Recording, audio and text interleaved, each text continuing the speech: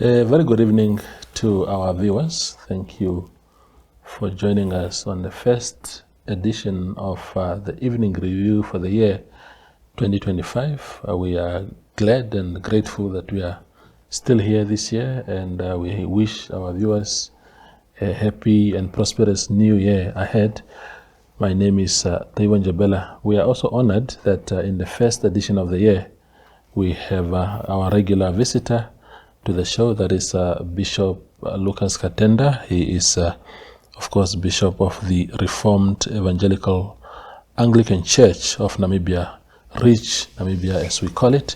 But beyond that, he is also a social commentator, he's a public theologist, and we are here to talk about the year ahead. So thank you, Tate Katenda. Happy New Year first and foremost, actually. Because thank you very much. Happy New Year. Yeah. And I always joke that I'm not so sure it's always a happy New Year, but Happy New Year. Yeah, thank you. Thank you. We hope it will be a happy one. Well, yeah, definitely. So I mean, it's an interesting time of the year, and people are always, have it's this fear of the unknown, as they call it. Some, are afraid, how will this year turn out for me? Some are actually super excited and looking forward and so confident of what the year will hold for them. What is the best way to start a year? Especially perhaps we start from a religious point of view. Well, before we get onto the religious point of view, we have to understand the secular concept of monitoring and evaluation. Yeah. We are used to these concepts only when it comes to the work that we do. And I know for sure that you, as the senior editor of your newspaper, you try to look at what has happened, Yeah. what impact you have made in terms of informing the public, in terms of the sales of your newspapers and the news that you have carried out, and you want to improve on that.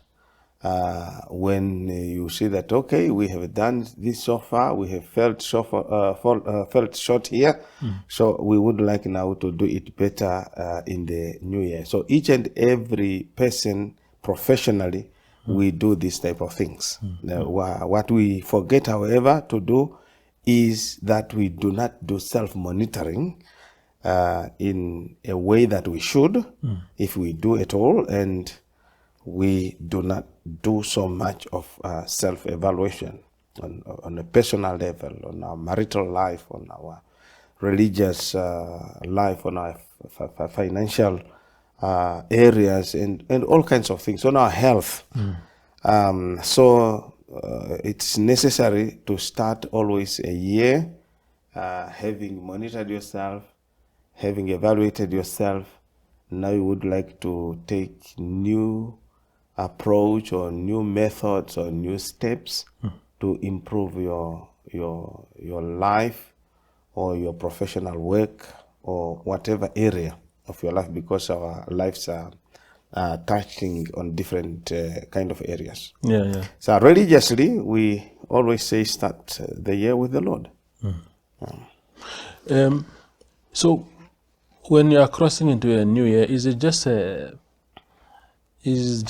matter of just a new day that happened to be recognized as such, or does it represent some symbolic meaning also to say this is not just an ordinary day, it's a day to actually chart my life, a new life forward, new perspectives, a new set of values, and like you spoke about the introspection, to say last year was really not a good year for me. I misbehaved in this way, I didn't do this and that.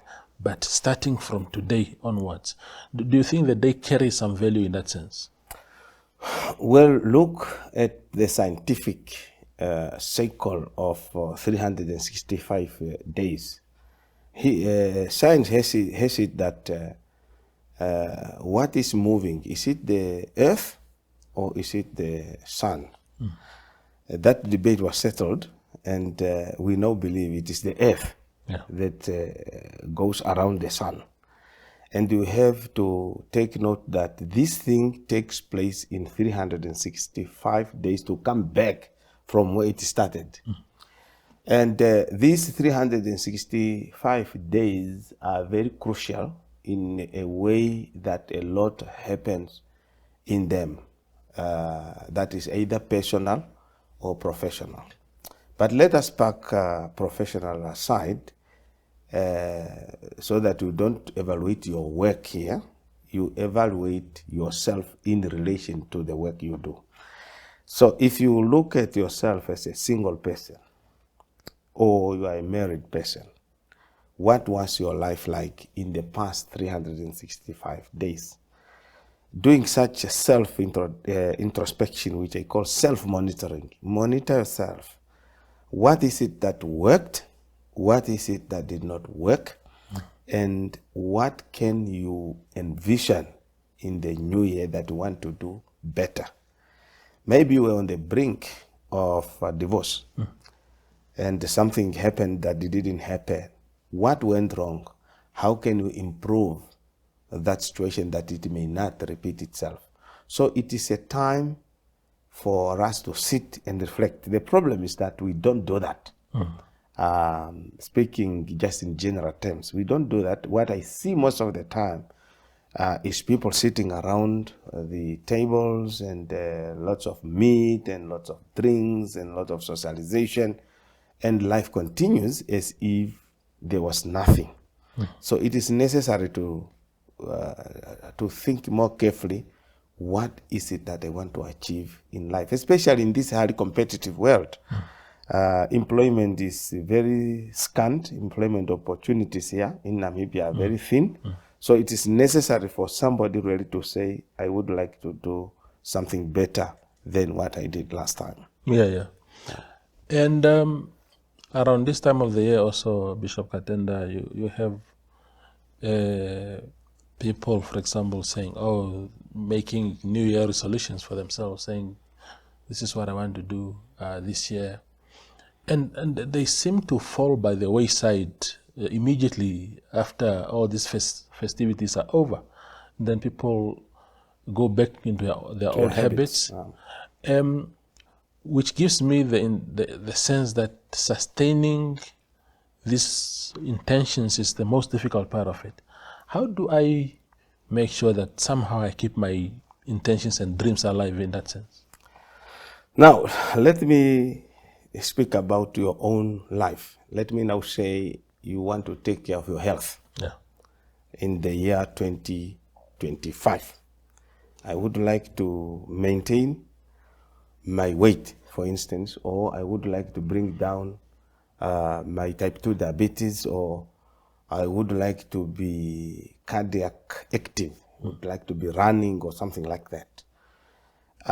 Why do you want to do that? You must always have a reason. Why do you want to do that? I want to be healthy. I want to maintain my health. I would like to be productive in my professional work, but I cannot do this if I'm not healthy. So I will be maybe exercising 3 times a week. So if you make such a resolution and you want to do that, please stick to it. And it's necessary for you, as you do these resolutions, to also consider the support team. In Namibia, we have a problem of choosing friends and sticking with them. I just hope that we need support groups. Whether in marriage, you need to have a group of men or a group of women who talk things in a serious way, not betraying each other, not deceiving each other. And we need people who are helping us also to keep our health in check, and especially in exercises and all that. And we need also the habit of going to work on time. Somebody needs to keep you accountable. Your friends, maybe they call you in the morning, or they send a message, or what have you on a group. Please let us wake up. Let us not be late for work today. So what we are missing is that sense of accountability and responsibility, because we do not know how to choose friends and keep them to hold us accountable. Yeah. That's a very important point, Bishop, the one around choosing friends, because again, how some friends are already in your lives, or in your life, but they don't really bring value that you are looking for, or they are bad influences, some would call it. Very good people, but the kind of people that only bring the very things that you want to get rid of. Maybe it's your drinking buddies, as they call it. And you just say, but sorry, my friend, this year I really want to tone down on my beer consumption. How do you deal with that aspect without hurting and your friends and whatnot? I mean, how do you navigate around that space? From the religious point of view, we have what we call non-Christians and Christians. So whenever you relate to people, always have it in mind that this relationship is to a non-Christian and this relationship is to a Christian. Obviously, you don't have to publicize that, oh, this friend of mine is not a Christian. You just have it on the back of your mind that, hey, I have this friend of mine, he's very good, I like him, I like her. But the thing is that he's not a Christian, he doesn't understand what's going on. I will relate to this person, maybe being more helpful to him rather than him being helpful to me. So maybe I would like to help this person come out of this life and maybe turn to become a Christian. So if you relate to a Christian, real Christian like yourself, if you think you are, whether by subjective or objective, and you think you are a Christian and you would like to live like one, then you know that this friend of mine, we can relate, we can talk things seriously, and so on. So you need to change. You need to figure out what type of a person you are dealing with. You don't cut them. This is what I'm meaning. You just define your mission to them.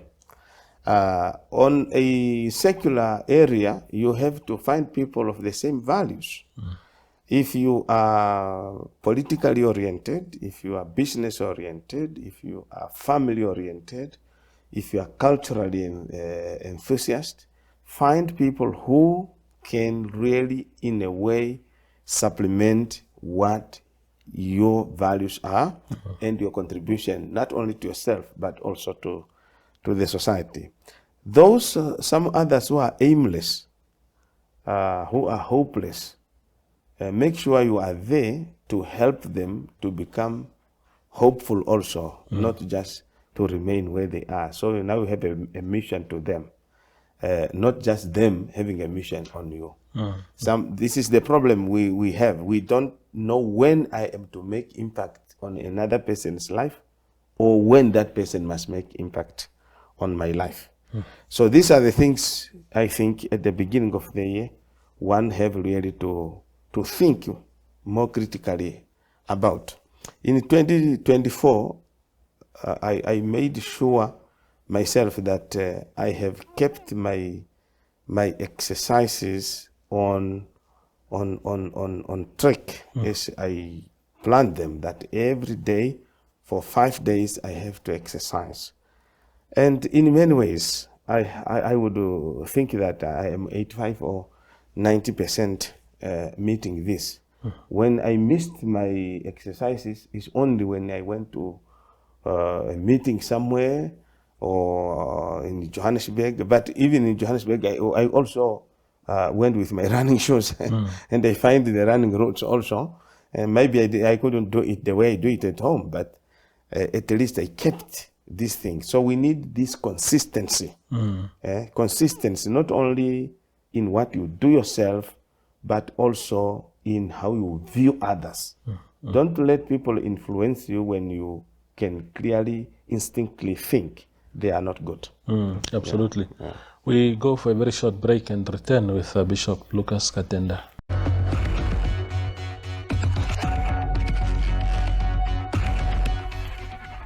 Our conversation with Bishop Katenda continues on the first edition of the Evening Review for the year 2025. Now, Bishop, you have dealt quite well with the personal circumstances of all of us as we enter the new year, but at a national level, the country has a lot of challenges. Is the same mindset applicable also to the state, for example, to say, as a state, we must also do better in 2025 than we did last year? Or, for example, do they say, oh no, our new year in the state sense only starts around the end of the financial year? Well, that is a very important question. As I said, professionally, we have an obligation to do the best we can in the work that we do. Political leaders are more expected, I think, to be restless until they have created an environment which is conducive for all the Namibians to flourish, all of them, irrespective of whether they supported you during the elections or they did not support you. Constitutionally speaking, political leaders, no matter who they are, where they are, what capacity they are serving, they have an obligation to create a Namibia in which every Namibian should flourish, should live and happy to live. And it's for them now to look back whether they have done this. If they have not done this, or there were some stumbling blocks, or there were some forces of deterrence from somewhere, it's now for them to pull their socks up and make sure that in the year 2025, things are going to change for the better. Without that, we must then just enjoy things like elections for the sake of it. We must not do that. We must make sure that we have changed the situation. Go to our hospitals, go to our schools, go to our public offices, and if things are not okay, what must we do in the year 2025, beginning the 1st of January? Yeah. Well, one of the things that we tend to overlook, Bishop Katenda, also as leaders, is these muted, silent qualities that we ought to have, especially when you're leading a country, the set of values, your outlook on life. Do you think that leadership as a concept itself, how critical is it in a year like this, just to say leaders must come with this set of values and then we'll start to see some results? Namibia is not isolated. I'm not an economist, I'm not a politician per se, but I can say that we cannot isolate ourselves from what is happening internationally. And if you look at the prospects of destabilization of the world economy emanating from the Middle East, anything happens there is highly likely going to affect us so negatively here. And what are the contingencies plans that we have for this thing? It rests now, this question now rests on the qualities of leadership that you are asking. What type of leaders do we need in this era of the world moving into multipolarity and the world moving into these Cold War camps again, the East and the West? What type of leaders do we need? We need leaders with a strong mind, strong-willed, with a clear vision, and who are tactical enough in terms of international diplomacy, and those who can pull all the Namibian people together as we move into uncertain period in our world today. So without people with this type of qualities, Namibia will continue to be sleeping, and we will be dancing at events and all that. As you can see, I don't want to be so mean. But as you can see in our political landscape of last year, you look at the rallies. It's more of dancing that is there. People are dancing. I know in Africa we pass our message so much when we sing. When sometimes we do that, but where is the conversation? All we need is not rallies of people going there and dance and shout and all that. We also need conversation. Yeah. What is it that we can do for our country? We remember we are not enemies. We are only enemies of the people if we are not doing what we should be doing, as I said, for them to live in Namibia and flourish. Not to languish and die, but to flourish and live. Yeah. It's good that you brought up the rallies of last year, because this year again we have the local and the regional authority or council elections, and the same is likely to play itself out. But because last year, even us in the media, we were attending some of these rallies, and we came back with hardly anything to report in terms of really the messaging to say this is how your leaders perceive the situation on the ground and this is how they intend to deal with that. It became more of a musical and food festival, and we hope this year will be better. Do you think, Bishop Katenda, that because we are also, as much as we are a secular state, we are also people of religion, the Christianity faith in particular, how helpful is staying closer to God and being active in religion in really shaping also the leaders, the kind of leaders that we want? That is a very pertinent question, and it's very difficult to answer because I keep on repeating in this show that we have a problem of what we call discipleship. I would say that. Some of our members of the church do come to church, but I meet quite a lot of people who complain that I went to church and there was no message. I went to church, there was no message. The pastor stood up, he spoke, but still there was no message. So the impact of the gospel on individual life is what translates a person into a useful person in the society. But if the gospel has no impact on an individual life, how can it have an impact on the nation? I do a lot of public theology as I am here now. It's part of what we call public theology, but this is not how we impact the society. We impact the society when we preach the gospel, when we disciple a person to become a useful disciple of Jesus Christ. How can your light shine before all men, that they see your good deeds and then they will glorify your Father in heaven? How do you do that on an individual basis? How can you be a husband at home and your wife is happy to be there? How can you be a wife and your husband is happy to be there? How can you be a parent and children are happy to be there? How can you, from Christian perspective, be a leader and the people are looking upward to you and say, hey, why is he behaving like this? And people are saying, no, that man is a Christian. He takes Christian faith very seriously.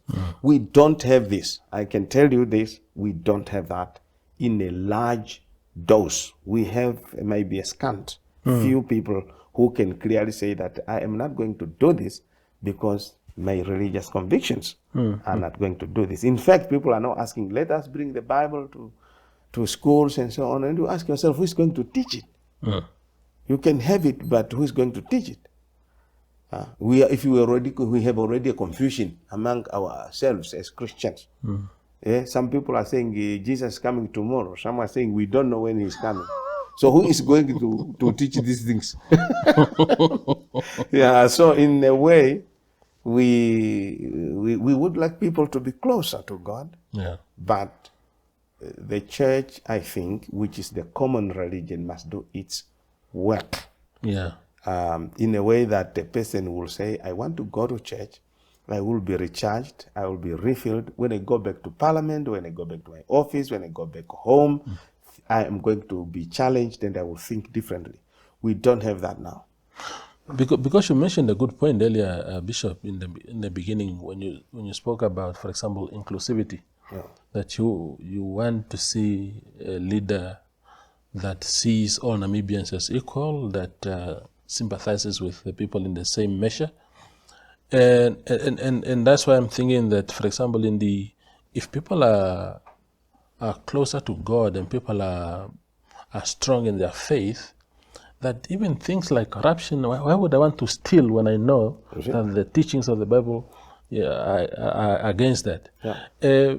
So the Bible is quite an instrument, apart from the misinterpretations that you just spoke about. But even if you misinterpret, somehow you ought to be anchored into some.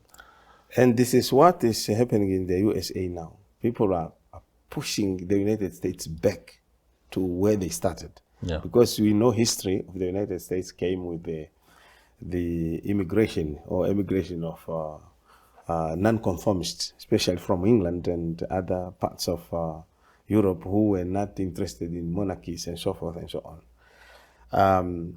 Can we, as Namibians, on an individual basis, or as Christians, can we say, my friends, is the Bible a document that can help us also? And you don't have to go to Parliament and say, good morning, let me read the Bible to you.